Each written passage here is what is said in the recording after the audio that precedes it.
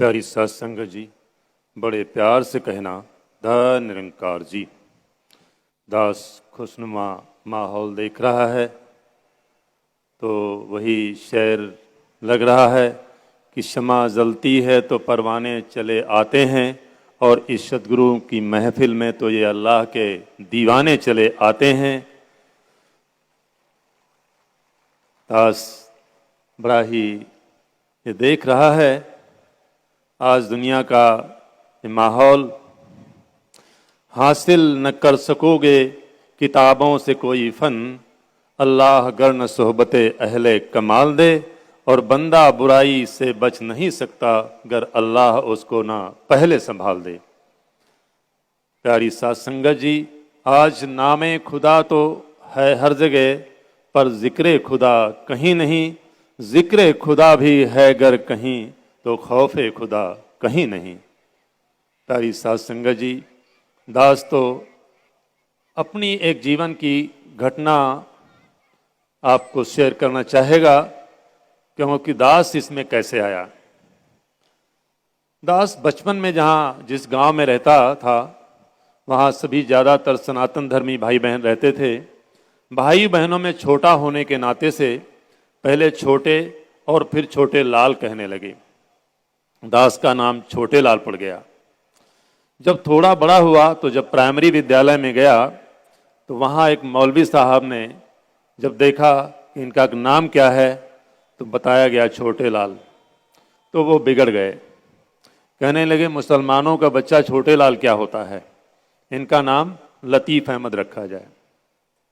दास जब बड़ा हुआ तो विचार किया, यदि मैं छोटे लाल होता तो लतीफ़ अहमद ना हुआ होता, और यदि नाम को ही बदलना है और कुछ वेशभूषा बदलनी है तो अगर पगड़ी बांध ली जाए और दाढ़ी बढ़ा ली जाए तो जग्गा सिंह और भग्गा सिंह भी हो सकता है।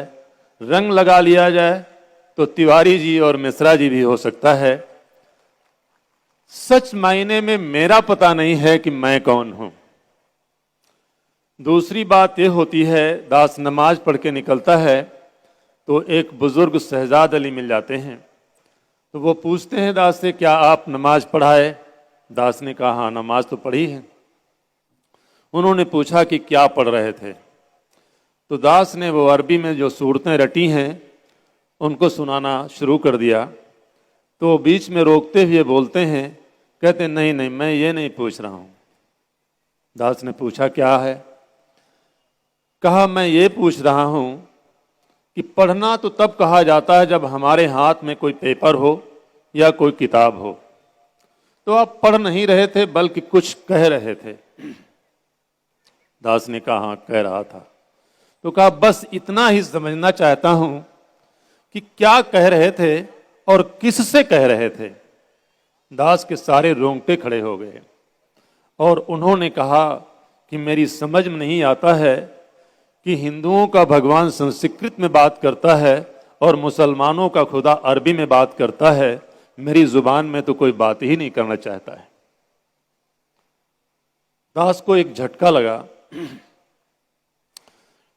दास दूसरे जुमे को जब नमाज में बैठा तो एक शकूर भाईजान बोलते हैं कि भाइयों आगे सफ़ें खाली पड़ी हैं, आगे बढ़ जाइए। तो जितना जो आगे होता है अल्लाह उसके उतना ही नज़दीक होता है। तो दास भी दौड़ के बढ़ गया, क्योंकि अल्लाह के नज़दीक कौन नहीं रहना चाहता। लेकिन एक प्रश्न, एक सवाल पैदा हो गया कि अल्लाह आगे वालों के नज़दीक तो पीछे वालों के दूर। तो फिर क्या वही पढ़ाई वाली क्लास टीचरी का हाल है? क्लास टीचर आगे पढ़ाता है तो कहाँ कहाँ ये अल्लाह ताला आगे वालों के नज़दीक होगा और पीछे वालों को दूर होगा? तो मेरा भी पता नहीं और अल्लाह का भी पता नहीं। दूसरे दिन जो सफ़ें खड़ी होती हैं, जब जमात खड़ी होती है तो सभी का कंधा से मिला होता है। तो वो भाई बोले कि कंधे से कंधा मिला लो वरना शैतान घुस जाता है। तो दास ने कंधे से तो कंधा मिला लिया, लेकिन एक सवाल पैदा हो गया कि शैतान यहाँ अल्लाह की इबादत गाह में भी आ जाता है। और कंधा तो हमने मिला लिया, लेकिन घुसने के लिए तो बहुत सारी जगह पड़ी, वो तो दोनों पैरों के बीच से भी घुस सकता है। तो आज शैतान को मार क्यों नहीं देते हैं? इंसान ने बड़ी बड़ी तरक्की कर ली है, क्यों नहीं मार देते हैं? अच्छे अच्छे इंतजाम मिसाइलें तैयार कर ली हैं। मुसलमान भाइयों में जब कोई गलती हो जाती है तो कहते हैं मुझे शैतान ने बरगला दिया। जब शैतान ही गड़बड़ करता है तो शैतान को मार क्यों नहीं देते? लेकिन मारें तो कैसे? क्योंकि हम शैतान को भी नहीं पहचानते।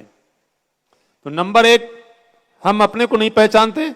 नंबर दो, हम शैतान जो सारे इंसानों का दुश्मन है उसे भी नहीं पहचानते। नंबर तीन, जो सबका मालिक है उसे भी हम नहीं पहचानते। तो हम किस लिए अशरफ हैं, अशरफुल मखलूकात हैं? दास का ये सवाल अधूरा रहा और खोज में चल गया। तो जब शैतान को ढूंढने की बात आई तो दास तो बहुत पहले इलाहाबाद में भी यहाँ आया और इलाहाबाद से लखीमपुर और दिल्ली, तो उसमें JRDD सत्यार्थी जी मौजूद थे, संचालन कर रहे थे। तो दास ने कहा कि लखीमपुर से इलाहाबाद और इलाहाबाद से दिल्ली खेतों में ढूंढा, खलिहानों में ढूंढा और शैतान मैं निकला। यानी मेरे अंदर जो मैंपन है यही शैतानियत है। लेकिन सदगुरु की जब कृपा होती है तो ये कहाँ से क्या संबंध बनता है। दास एक दिन मेहमानी गया था और वहाँ काफ़ी रात भीग गई और एक व्यक्ति आता है और एक इशारा करता है कि ये खुदा है। दास को जब मिलाया कुरान शरीफ से तो कुरान शरीफ में अल्लाह ताला फरमाता है, इस्लाम का दूसरा कलमा है अशहादत शहद मन ला इलाहा इल्लल्लाह वहदहु ला शरीकलहु अशहद वन्न मुहम्मदन अब्दहु व रसूलुहु। मैं गवाही देता हूं। तो गवाही तो दास समझता है कि जो जान गया है उसी की सच्ची गवाही है, वरना पढ़ने से क्या होता है। जब व्यक्ति को ये पता चल जाता है तब वो देखता है ओह ये है, तब वो गवाही देता है। जहां वाहिद और ला शरीक की बात इस्लाम में है, वही वैदिक मंत्र करता है कि एको ब्रह्म द्वितीयो नास्त, ब्रह्म एक ही है और दूसरा नहीं है। नेह नानास्त किंचंत, और नहीं है, कतई नहीं है, किंचित मात्र भी नहीं है। ना तस् प्रतिमास्ति, और ना ही उसकी कोई प्रतिमा है, ना ही उसकी कोई फोटो है। बचपन से दास सुनता चला रहा है कि सबका मालिक एक। तो अगर वो मालिक मुसलमानों से ज्यादा प्रेम करता होता तो हिंदुओं में बरसात नहीं करता, और यदि हिंदुओं को ज्यादा मानता होता तो मुसलमानों में धूप नहीं करता। ऐसा तो कुछ नहीं हो रहा है। और जब इस सच का पता चल जाता है, और पता तभी चलता है जब सदगुरु की शरण में पहुंच मिलता है, तो दास को ये पता लगाना पड़ा कि आखिर ये इशारा कहाँ का है। तब पता चला कि कोई एक निरंकारी मिशन है।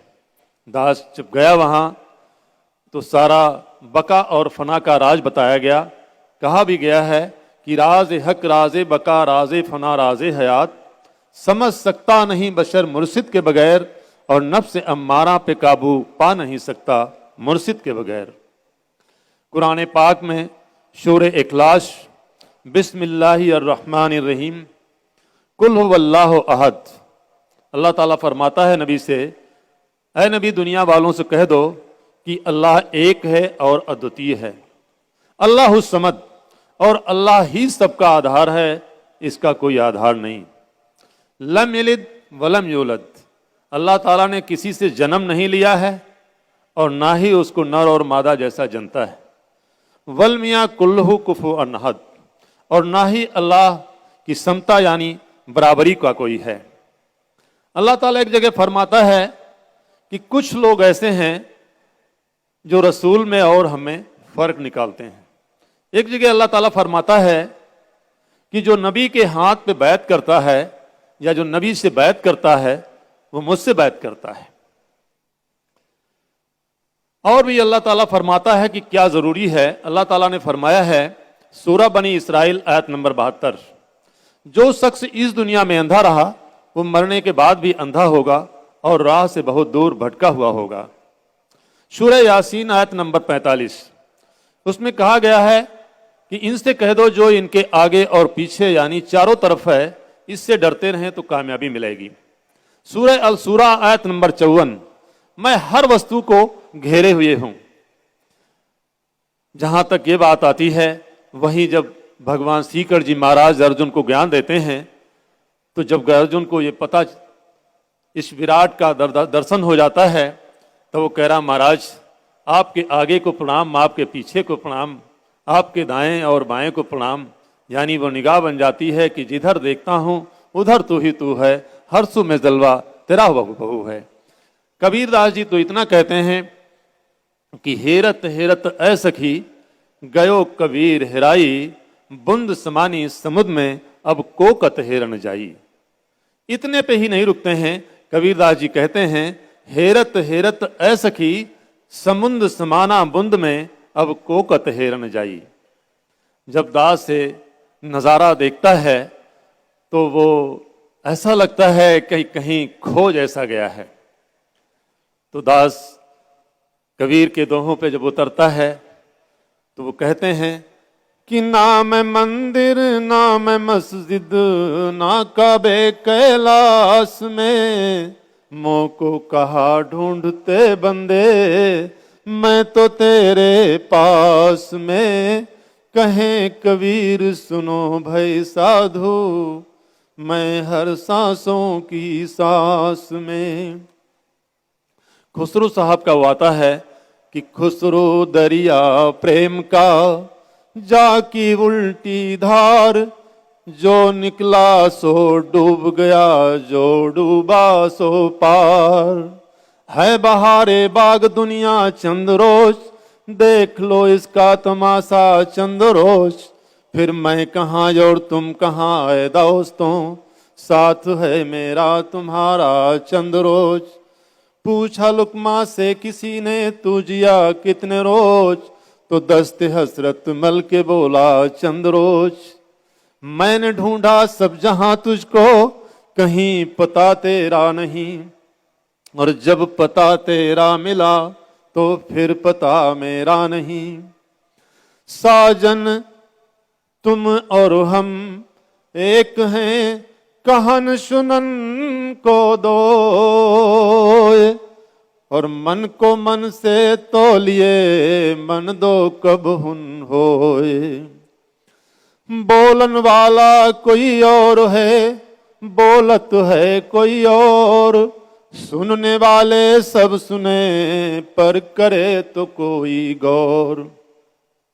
पर करे न कोई गौर, अर्थ का अनर्थ करें अर्थ लगावें और।